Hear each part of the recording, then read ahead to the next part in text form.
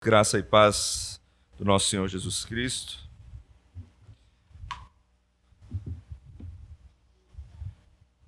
Vamos dar continuação à nossa série de pregações em Atos dos Apóstolos. Caso você esteja nos visitando, seja novo aqui, nós temos o costume de pregar livros da Bíblia do início ao fim, não em um domingo só.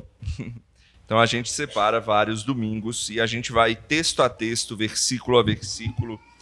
Se Deus assim nos abençoar, nós vamos então chegar ao final de Atos dos Apóstolos. Mas ainda estamos no início. Hoje chegamos ao capítulo 4. Convido os irmãos que abram a palavra de Deus em Atos dos Apóstolos, capítulo 4.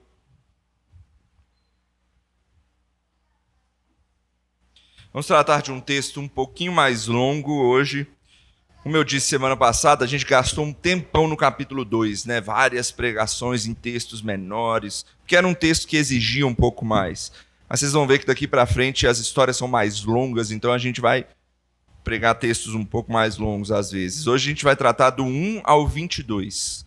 Atos 4, de 1 a 22.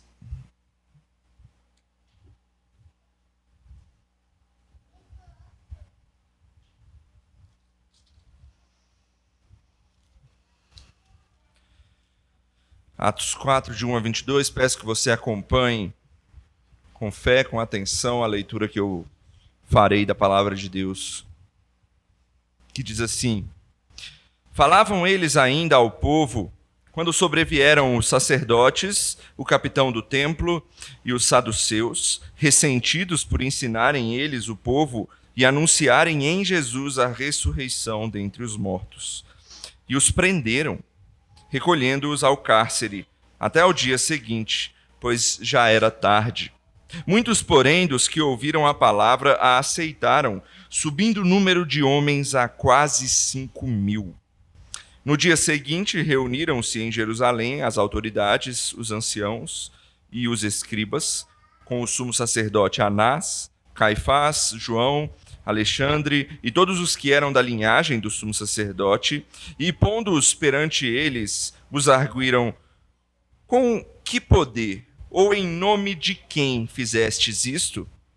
Então Pedro, cheio do Espírito Santo, lhes disse: autoridades do povo e anciãos, visto que hoje somos interrogados a propósito do benefício feito a um homem enfermo e do modo por que foi curado, tomai conhecimento, vós todos, e todo o povo de Israel, de que em nome de Jesus Cristo, o Nazareno, a quem vós crucificastes e a quem Deus ressuscitou dentre os mortos, sim, em seu nome é que este está curado perante vós. Este Jesus é pedra rejeitada por vós, os construtores, a qual se tornou a pedra angular. E não há salvação em nenhum outro, porque abaixo do céu não existe nenhum outro nome dado entre os homens, pelo qual importa que sejamos salvos. Ao verem a intrepidez de Pedro e João, sabendo que eram homens iletrados e incultos, admiraram-se e reconheceram que haviam eles estado com Jesus. Vendo com eles o homem que fora curado, nada tinham que dizer em contrário. E mandando-os sair do sinédrio, consultavam entre si, dizendo: que faremos com estes homens? Pois na verdade é manifesto a todos os habitantes de Jerusalém que um sinal notório foi feito por eles e não podemos negar. Mas para que não haja maior divulgação entre o povo, ameacemo-los, para não mais falarem neste nome a quem quer que seja. Chamando-os, ordenaram-lhes que absolutamente não falassem nem ensinassem em o nome de Jesus. Mas Pedro e João lhes responderam: julgai se isso é justo diante de Deus, ouvir-vos antes a vós, outros, do que a Deus. Pois nós não podemos deixar de falar das coisas que vimos e ouvimos. Depois, ameaçando-os mais ainda, os soltaram, não tendo achado como os castigar por causa do povo, porque todos glorificavam a Deus pelo que acontecera. Ora, tinha mais de 40 anos aquele em quem se operara essa cura milagrosa. Até aí a palavra de Deus. Vamos orar. Santo Deus, prepara os nossos corações para entendermos a Tua palavra, para sermos enchidos pelo Teu Espírito e sermos transformados hoje aqui, ó Deus. Que a Tua palavra, ó Deus, mexa conosco, com o nosso coração e que possamos amar mais ao Senhor depois de ouvirmos aquilo que o Teu Espírito tem a nós por meio da Tua palavra. É o que eu oro no nome de Cristo Jesus. Amém. Possivelmente no ano 36 depois de Cristo, ou seja, um pouquinho depois disso aqui, apedrejado por uma multidão, um homem chamado Estevão foi morto por pregar o evangelho. Daqui a um tempo a gente chega nele, está relatado em Atos. No ano 44, um pouco tempo depois, Tiago, o primeiro dos 12 apóstolos, foi morto pelo nome de Cristo também. Daí em diante a história é mais sangrenta. Para quem já estudou um pouco sobre a história da igreja cristã, no ano 64, um imperador romano chamado Nero, ele culpa os cristãos por um incêndio que aconteceu lá em Roma e passa a caçar, torturar e condenar à morte todos aqueles que falavam ou que se colocavam sob o nome de Cristo. Nos anos seguintes não houve muita melhora, não. Banimentos, proibições a preço de chicotadas, torturas, fornalhas. No ano 250 talvez tenha sido o ápice. Um imperador de Roma chamado Décio, ele tenta extinguir o cristianismo mesmo. O que ele faz? Ele faz um decreto falando que todas as pessoas do império tinham que oferecer sacrifício em nome dele, do próprio imperador. E quem não tivesse o atestado daquilo, que tinha feito aquilo, era, no mínimo, torturado e, se não mudasse de ideia, morto. A poeira só foi baixar mesmo lá no século IV, quando um imperador chamado Galério, ele promulgou um edito de tolerância com os cristãos, e depois dele, um outro imperador, esse mais conhecido, chamado Constantino, ele decretou liberdade religiosa. E aí a perseguição cessou por um tempo. Todo esse relato que eu contei aqui, de perseguição aos seguidores de Jesus, eles começou nesse texto aqui que a gente leu. Esse texto, esse relato que a gente leu aqui em Atos, é a primeira perseguição ao povo de Deus após a descida do Espírito Santo. Após o início, vamos dizer assim, oficial da Igreja de Cristo Jesus. E certamente foram os séculos, esses primeiros séculos da Igreja cristã, onde a perseguição foi mais sangrenta e que a Igreja de Cristo também, impressionantemente, cresceu. E não é que as perseguições tenham acabado. Certamente tem perseguições hoje ainda. Só que nessa época era mundial. Hoje são mais pontuais as perseguições. Obviamente, vira e mexe tem perseguição aqui e acolá, a gente vai falar sobre isso hoje aqui. Mas algo que eu quero que você note é que em meio a essas perseguições é quando a Igreja de Cristo ela fica mais unida, ela tem a sua fé mais fortalecida e ela ainda prova momentos grandes de crescimento em meio ao sofrimento. E eu quero que você perceba isso no texto de hoje. Em resumo, o que a gente vai aprender, que o texto mostra hoje aqui para nós, é que a igreja cresce e se fortalece em meio à perseguição. Perseguições, elas não freiam o avanço do evangelho. É o oposto disso. A igreja cresce e se fortalece em meio às perseguições. E aqui, nesse primeiro relato de perseguições à Igreja de Cristo no Novo Testamento, a gente vai ver 3 pontos importantes sobre isso. A gente vai ver que ao invés de frear o avanço da igreja, do evangelho, as perseguições impulsionam o evangelho. Elas também exigem preparação da igreja e, por fim, elas desafiam a fé dos cristãos. A gente vai ver essas três coisas nesse texto. Então, vamos caminhar nisso. Em primeiro lugar, quero que você perceba que a perseguição impulsiona o crescimento da igreja. Olha o início do texto de novo, versos 1 a 4. Preste atenção especialmente no versículo 4. Falavam eles ainda ao povo quando sobrevieram os sacerdotes, o capitão do templo e os saduceus, ressentidos por ensinarem eles o povo e anunciarem em Jesus a ressurreição dentre os mortos. E os prenderam, recolheram ao cárcere até o dia seguinte, pois já era tarde. Muitos, porém, dos que ouviram a palavra a aceitaram, subindo o número de homens a quase 5.000. Deixa eu contextualizar aqui esse texto. Onde é que a gente está na história? No capítulo 3, aconteceu um evento importante. Pedro e João, eles subiram para o templo para orar, como era de comum costume deles ali, e ali ocorre uma ação miraculosa do Espírito Santo. Um coxo de nascença, e esse texto que a gente leu hoje é a finalização desse evento, né? Porque lá no versículo 22 do capítulo 4, diz que esse era um coxo que tinha 40 anos de idade, ou seja, ele não era um novinho, ele já estava mais velho, e foi um coxo de nascença que foi curado, ou seja, foi um milagre espetacular que aconteceu. E todo o povo se espantou com aquilo. E Pedro aproveitou para pregar, que é a sequência do capítulo 3 de Atos. E Pedro fez a ponte do milagre para apontar para Jesus Cristo. Ele prega o evangelho. Aí ele diz que Jesus é aquele que foi o verdadeiro executor do milagre, e o propósito daquele milagre era fazer com que a mensagem de Cristo Jesus chegasse às pessoas crescem e fossem salvas em nome de Jesus. E é isso que Pedro prega, e é aí que a história parou. E aí a gente chega no nosso texto de hoje. O versículo 1 diz que Pedro nem tinha terminado o sermão dele. Ele nem tinha terminado de pregar, ele ainda estava falando.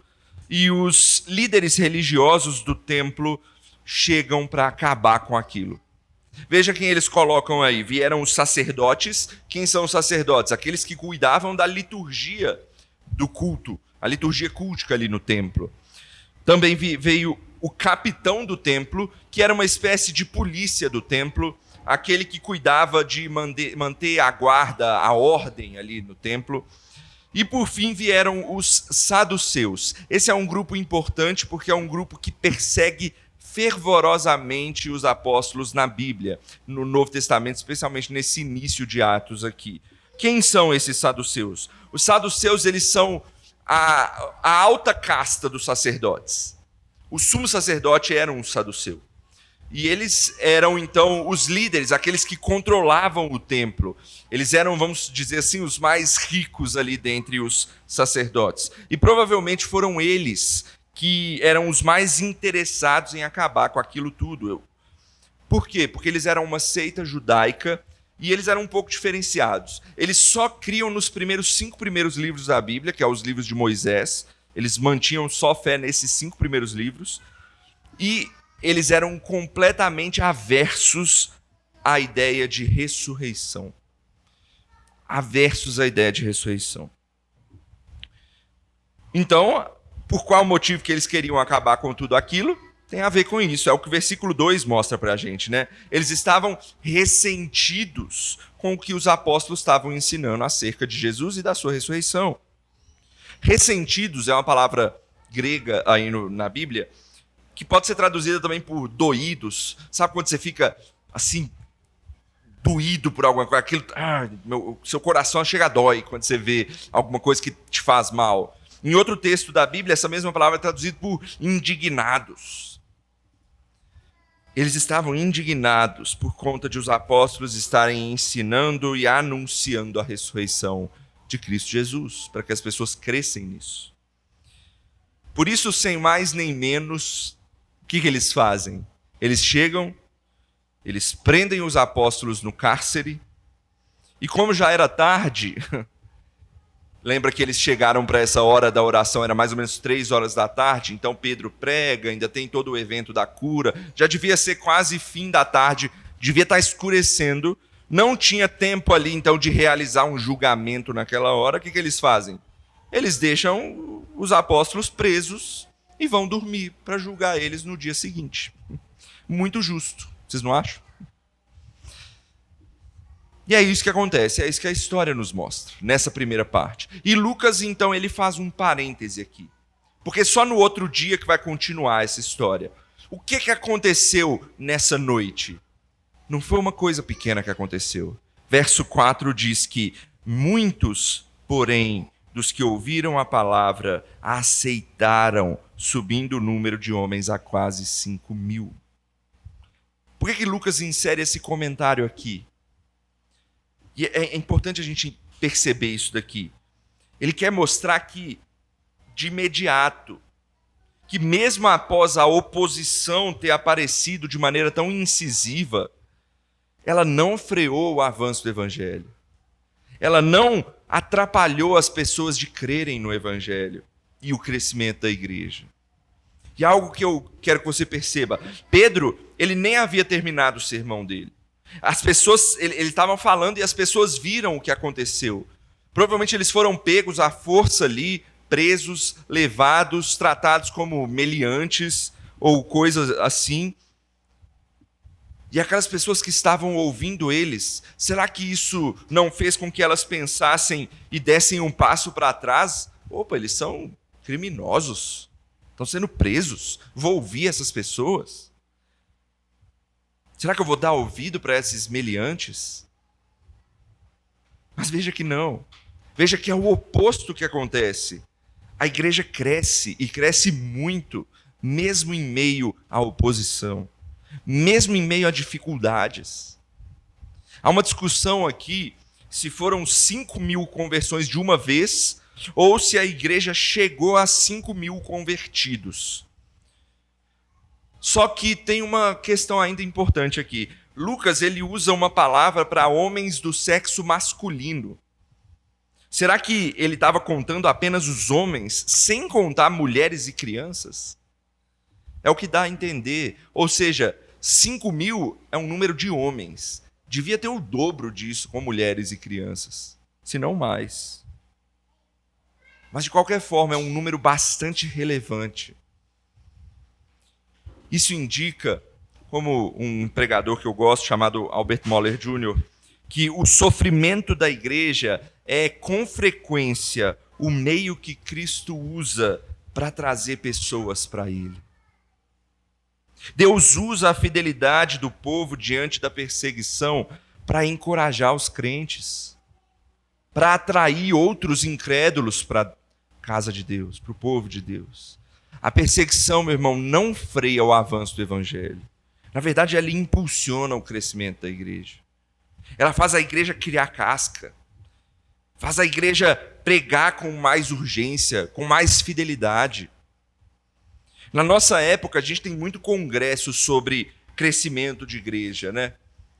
E nesses congressos, muitas vezes, eu já vi algumas palestras, algumas coisas assim, métodos e mais métodos de engajamento são ensinados, são discutidos, publicidade, isso aqui, aquilo lá. Isso pode ser útil. Se a gente aprender isso também, pode ser útil, sim. Só que perceba, o que faz a igreja crescer tanto aqui no livro de Atos? É uma coisa só, a simples pregação do Evangelho de Jesus Cristo. A simples pregação fiel do Evangelho de Jesus Cristo. E olha que Pedro, ele não é um cara muito, vamos dizer assim, suave nas palavras. Não. E isso, essa pregação fiel do Evangelho é coisa às vezes muito esquecida em épocas de calmaria. É por isso que quando a gente se pergunta, Deus, por que esse sofrimento está vindo? Por que eu estou passando por isso? Ô Senhor, por que a sociedade está indo numa ladeira tão abaixo? Qual o problema? Por que o Senhor está fazendo isso? Talvez porque a resposta de Deus seja, eu quero que vocês voltem os olhos para mim. O sofrimento faz isso. A perseguição faz isso. Faz com que a igreja volte seus olhos para Deus com mais seriedade, com mais fidelidade. E talvez em meio a tudo isso a igreja volte a crescer. E os próximos 2 pontos eu vou explicar o porquê disso. Mas, primeiramente, entenda, sofrimentos, perseguições não freiam o avanço do evangelho. O objetivo é que impulsione o crescimento da igreja. E por que disso? Isso nos leva ao nosso segundo ponto aqui. Perseguição exige a preparação da igreja. A perseguição exige que a igreja esteja preparada, esteja firme em Deus. Veja aí como é que os apóstolos foram interrogados.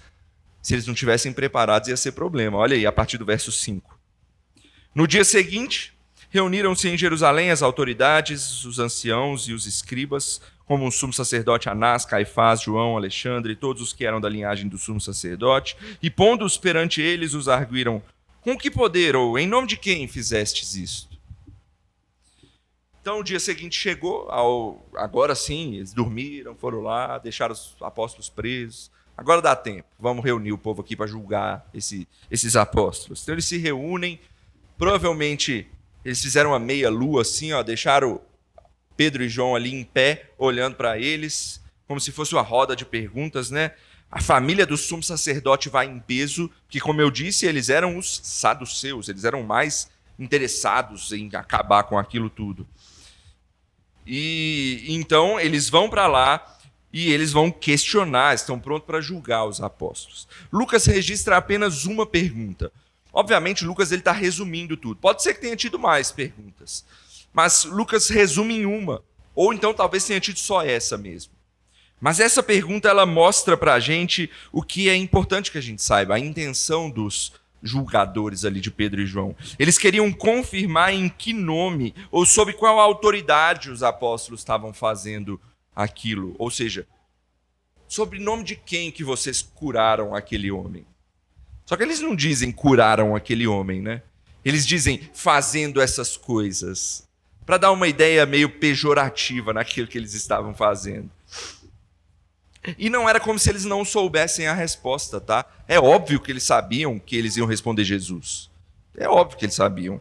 Só que o que eles queriam, a intenção deles, era que os próprios Pedro e João confirmassem e assim eles mesmos se acusassem ao falar o nome de Jesus. Por quê?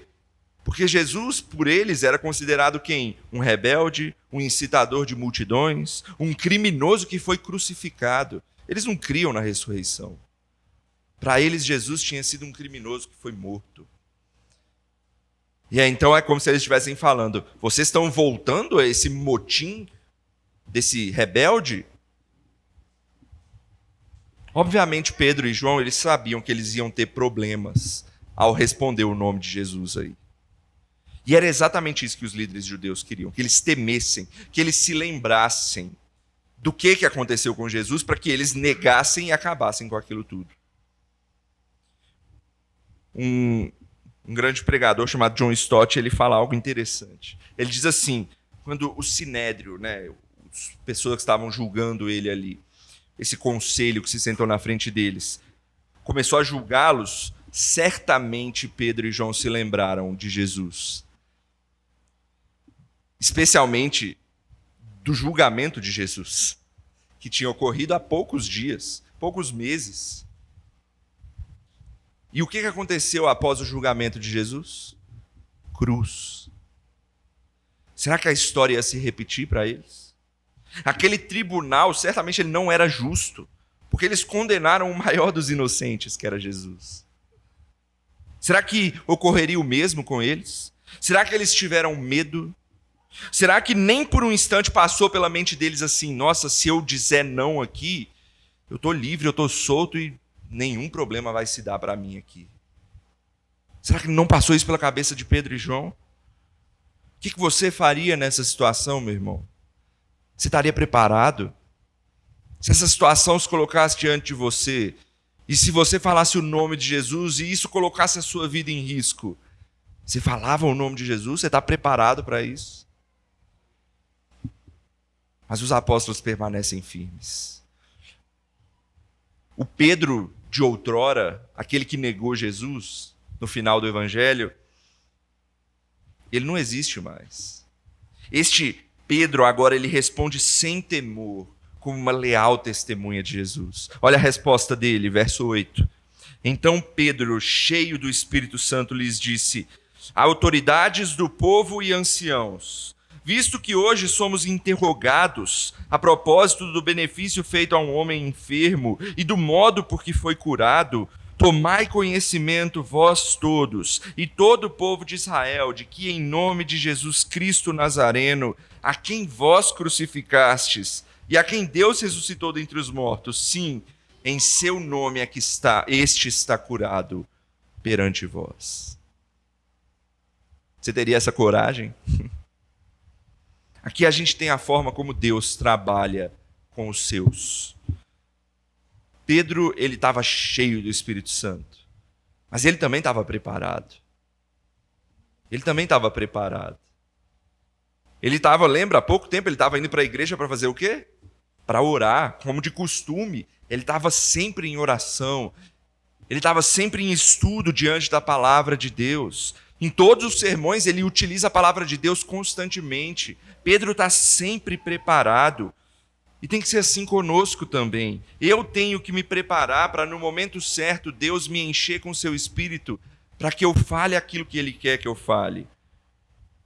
É errado eu depender só do Espírito e não me preparar. Assim como também é inútil eu me preparar e não ter o auxílio do Espírito Santo. As duas coisas são importantes. Por isso, palavra, ou seja, leitura, estudo, meditação na palavra de Deus e oração são dois meios importantíssimos que vão nos auxiliar nas duas coisas. Conhecimento de Deus, relacionamento com Deus. Você precisa disso, meu irmão, para estar preparado para a sua vida nesse mundo. Conhecimento de Deus mediante a sua palavra, relacionamento com Deus, está debaixo de Deus, cheio do seu Espírito mediante a oração. E quando as duas coisas trabalham juntas, Deus abençoa de forma espetacular. E a resposta de Pedro diz isso. É muito sábio o início do discurso que Pedro faz. Ele já de cara demonstra a loucura do que está acontecendo. Lembra a má intenção que eu disse que os sacerdotes ali, os sumos sacerdotes, estavam com a pergunta que eles fizeram? Olha como Pedro subverte isso já no início. Pedro já diz: eu estou sendo preso, eu estou sendo interrogado porque eu fiz um benefício a um homem? Eu curei alguém, vocês querem me prender e me interrogar por isso? Não que ele diz eu curei, né? Mas o que aconteceu foi uma cura, um benefício para a sociedade e eu vou ser preso e interrogado por isso? Pedro já subverte a intenção errada deles de uma vez. Mas o que impressiona não é a sabedoria de Pedro, é a coragem. Tanto que eles falam aí que ele, no versículo 13, né, que eles veem a intrepidez dos apóstolos. Então é como se Pedro estivesse dizendo: se é o que vocês querem ouvir, eu não vou me esquivar de dizer. Nós fizemos essa boa ação em nome de Jesus, sim. E Pedro faz questão de deixar claro qual Jesus que ele está falando. Eu quero que vocês saibam quem é esse Jesus. Pedro, ele transforma a perseguição num púlpito e ele prega o evangelho. Ele fala: Jesus Cristo. Quem é Cristo? Cristo é a palavra grega para o Messias. Ou seja, não é qualquer um, ele é o Deus encarnado, aquele que vocês estavam esperando. Mas ele é um Nazareno, era aquele que todo mundo conhecesse, né? Todo mundo sabe quem era Jesus, o Nazareno. Então ele fala para todo mundo, para não ter dúvida de quem era esse Jesus. Mas ele continua: aquele que vocês crucificaram. Pedro é corajoso mesmo, ele aponta para os julgadores dele que eles mataram esse Jesus. Ele não se esquiva de culpá-los. Esquiva de dizer a verdade ainda que incomodasse aquelas pessoas. É esse Jesus quem está curando. É esse Jesus, é no nome dele, é no poder dele. E é ele quem eu estou anunciando. E mais, como sempre Pedro faz, ele prova isso na palavra de Deus. E ele usa o Antigo Testamento na sua argumentação para dizer isso também. Ele Veja aí o versículo 11, ele está citando um salmo. Ele diz: este Jesus é a pedra rejeitada por vós, os construtores, a qual se tornou a pedra angular. Ele está citando o Salmo 118, que a gente leu hoje, né? Salmo 118, 22. Os membros do Sinédrio, lembra, eles são os líderes da igreja dos judeus. Então, eles são os construtores. Eles escolhiam as pedras, vamos dizer assim, para fundamentar o templo. Só que eles rejeitaram uma pedra por julgá-la imprópria. Então o que Deus faz? Deus rejeita eles e torna essa pedra a pedra angular. E obviamente Pedro está falando de Jesus aqui. Esse é Cristo rejeitado pelos judeus, mas glorificado pelo Pai para a salvação de todo aquele que nele crê, a igreja. Pedro ele usa o Antigo Testamento para falar a mesma coisa que ele disse antes. Vocês o crucificaram, mas ele ressuscitou e ele se tornou a base do movimento da igreja agora. E por fim, Pedro finaliza de uma forma evangelística, o que é mais impressionante ainda. Num dos versículos mais belos do livro de Atos. Olha o verso 12. E não há salvação em nenhum outro, porque abaixo do céu não existe nenhum outro nome dado entre os homens, pelo qual importa que sejamos salvos. Não pode se rejeitar a Cristo Jesus. Por quê? Porque Ele é o único caminho para chegar a Deus. Só Ele. Não há salvação a não ser por meio de Jesus. É interessante Pedro utilizar essa palavra salvação, porque no Antigo Testamento ela não é muito usada. Os judeus eles tinham uma ideia do Messias, não de um Messias que os salvaria, mas de um Messias que traria vitória para eles, que traria justiça, que traria liberdade. Que são coisas que também estão presentes no Evangelho, sim. Mas, meu irmão, em Cristo Jesus, o centro do Evangelho é essa palavra, salvação. É o mais importante. É por isso que você tem que estar aqui hoje. Porque você foi salvo em Cristo Jesus. Ou se você não foi ainda, se você ainda não o aceitou pela fé, é isso que você tem que estar buscando. Salvação em Cristo Jesus. E é isso que Pedro anuncia. Jesus não é aquele que vai te deixar rico, mas Ele é aquele que vai te perdoar os pecados. Jesus não é aquele que vai acabar com os seus sofrimentos, pelo menos não agora. A gente almeja isso no futuro, nos céus. Mas aqui na terra, Ele não diz que a gente vai deixar de ter sofrimento. Mas Ele diz que sempre vai estar junto com você, porque Ele faz de você filho de Deus, e isso é salvação. Esse é o centro da mensagem do Evangelho. Continuando, eu falei que perseguição exige preparação, então. Se Pedro não tivesse preparado, cheio do Espírito Santo, cheio da palavra de Deus, ele não conseguiria ter rebatido essa oposição. Por isso eu disse que oração e meditação na palavra de Deus são coisas importantes. Mas o primeiro passo, antes mesmo de você ser uma pessoa estudiosa na palavra de Deus e cheia da oração, a primeira coisa que vai te deixar preparado é você ter certeza da sua salvação. É o primeiro passo para você, é saber que você foi salvo em Cristo Jesus.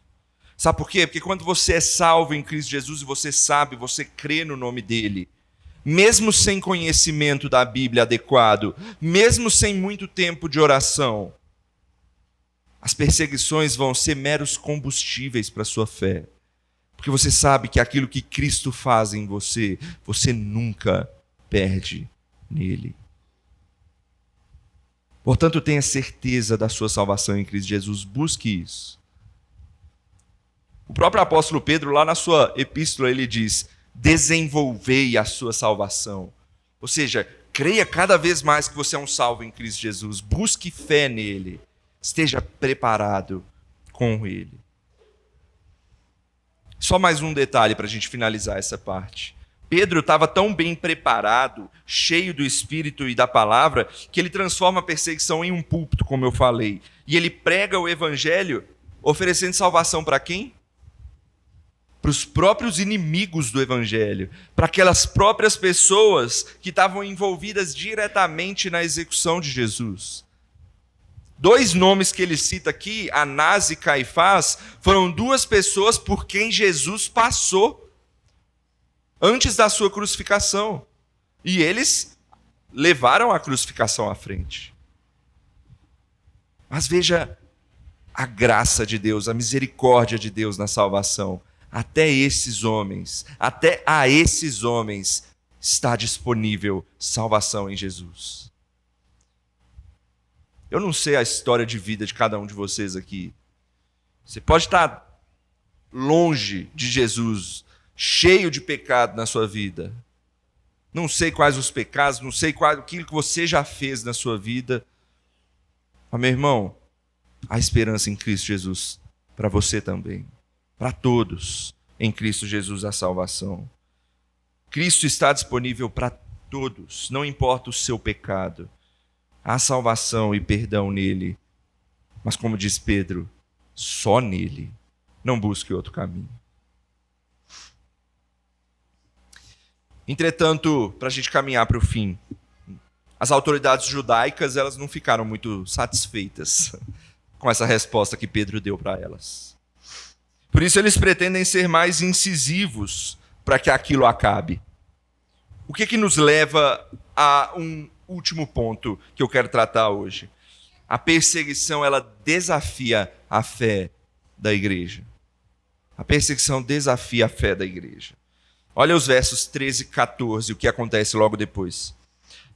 Ao verem a intrepidez, a coragem, de Pedro e João, sabendo que eram homens iletrados e incultos, admiraram-se e reconheceram que haviam eles estado com Jesus. Vendo com eles o homem que fora curado, nada tinham que dizer em contrário. Então as autoridades se amedrontam. E eles percebem 2 coisas aqui.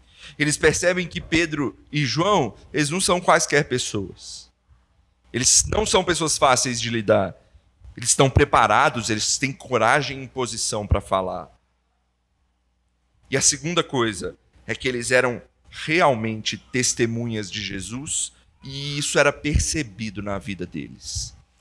Sobre essa questão do preparo deles, eu já falei no ponto anterior. Quero falar sobre essa segunda questão. Eles eram reconhecidos por terem estado com Jesus. E eu pergunto a vocês, será que você é reconhecido por estar com Jesus, por ser de Jesus? As pessoas certamente conhecem você, ou quando te veem, podem reconhecer você, talvez pelo time que você torce, talvez pelo trabalho que você exerce, talvez pela sua personalidade. Mas alguma vez as pessoas já te reconheceram por você ser um cristão? Você faz questão de mostrar isso para as pessoas? Ou você prefere se esconder e dizer, não, essa parte da minha vida eu acho melhor não mostrar? Meu irmão, essa é a parte, é o detalhe, entre aspas, mais importante da sua identidade.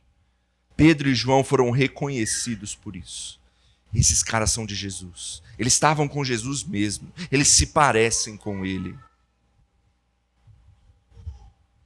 Pense nisso. Seguindo o texto. O Sinédrio não tinha o que responder. Aquelas pessoas que estavam julgando eles não tinham o que responder. Eles não podiam negar o que foi feito por Pedro e João. Não tinham como eles desmentirem que aquele coxo estava curado agora. Todo mundo conhecia aquele coxo, ele foi curado.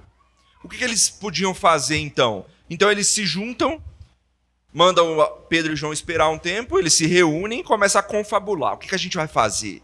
Isso aí está no versículo 15 e 16. Eles começam a se perguntar, e agora? O que a gente faz? A gente não pode negar o que eles fizeram. Então eles tomam uma decisão. Verso 17, eles dizem que eles deveriam parar a divulgação para que aquilo não se alastrasse mais e caísse no esquecimento. Ou seja, a forma mais simples e menos trabalhosa de acabar com aquilo. Sem usar violência, sem incitar o povo que gostou daqueles 2, daquilo que eles fizeram. Então o que eles falaram? eles chamaram de novo Pedro e João e falaram assim: olha, calem-se. E ameaçaram eles: não falem mais nesse nome, não preguem mais esse nome. E a ideia deles era que, se eles parassem de pregar, aquilo caísse no esquecimento das pessoas e pronto. E a gente sabe, meus irmãos, que as ameaças são só a ponta do iceberg, né? A gente vai ver na sequência dos próximos capítulos de Atos que depois das ameaças vão vir torturas, chicotadas, espancamentos e até assassinatos. Eu citei alguns no início do sermão. E esse é o desafio da fé cristã em meio a perseguições. Até onde a gente aguenta? Será que Cristo é suficiente para nós, mesmo em meio à dor? Isso é a perseguição que Cristo ensinou que a gente sofreria. Cristo falou sobre isso. A verdade não pode ser vencida por palavras. Então o que o mundo faz? O mundo cala Cristo à força. E a gente tem que estar preparado para isso, para esse desafio. E deixe-me dizer outra coisa. O mundo conspira contra os ensinos de Cristo, e isso de forma descarada. Aqui os inimigos de Cristo, veja, eles reconheciam que era impossível eles desmentirem aquele milagre. Então o que eles fazem? Eles tentam calar à força, abaixo de ameaças, os apóstolos. O mundo faz isso também de diversas formas. Se você olhar a mídia, especialmente a mídia atual, de forma suja, muitas vezes ela só mostra coisas negativas relacionadas ao cristianismo. Muitas vezes. Raramente mostra, por exemplo, os bens que os cristãos, que as igrejas fazem em instituições sociais, em povos em dificuldades. A maioria são cristãos que agem dessa forma, mas raramente a mídia mostra isso. Eles muitas vezes também subvertem a mensagem do evangelho. Vou dar um exemplo. Algo que sempre está em voga na época de eleição, né? O tema do aborto. A mídia olha para o aborto e não fala sobre assassinato de bebês. Às vezes eles nem creem nisso. Mas eles pregam uma coisa que parece importantíssima, né? Não, as mulheres têm que ter liberdade para escolher. Eles subvertem a mensagem. Sabe, eles criticam abertamente a nossa postura de rejeição a tudo aquilo que a Bíblia condena como pecado. Nos chamam de intolerantes muitas vezes, quando são eles que são intolerantes para com os cristãos. Por que eu estou falando tudo isso? Porque eu quero te dizer o motivo de tudo isso. E se você é um cristão verdadeiro, isso vai te acompanhar também. Sabe qual é o motivo disso? Cristo incomoda. O evangelho de Jesus Cristo incomoda o mundo. E nós que somos cristãos passamos a incomodar também o mundo muitas vezes. Qual a sua resposta frente aos desafios à sua fé, então? Vamos ver a resposta de Pedro, versos 19 e 20. Mas Pedro e João lhes responderam: julgai se é justo diante de Deus ouvir-vos antes a vós outros do que a Deus. Pois nós não podemos deixar de falar das coisas que vimos e ouvimos. Aqui a gente tem um modelo da resposta que a gente tem que dar para o mundo quando o mundo tenta nos calar, apesar das consequências. Em primeiro lugar, obedecer a Deus. Em segundo, aos homens.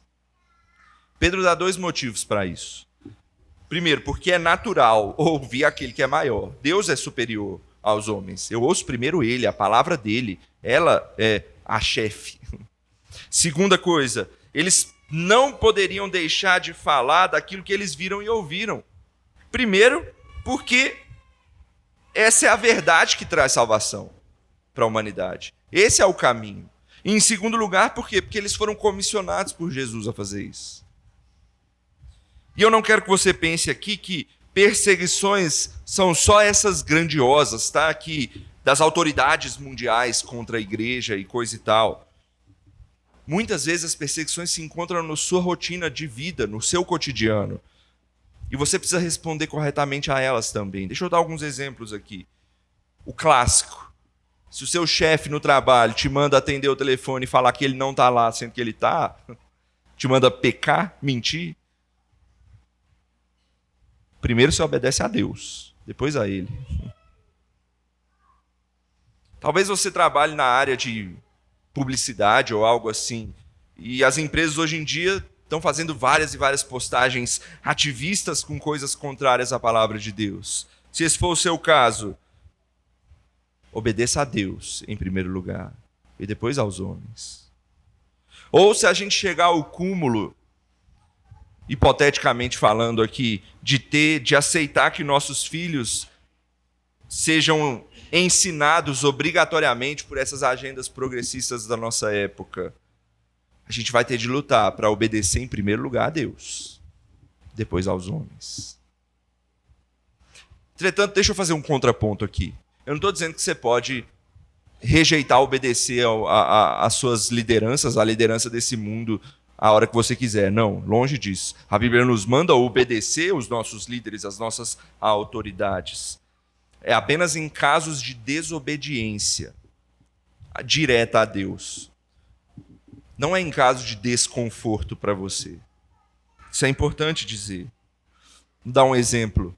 João e Maria, pais de Jesus, na época que Maria ficou grávida, o governo mandou que eles fossem para Belém, uma distância enorme de onde eles moravam, para fazer o recenseamento.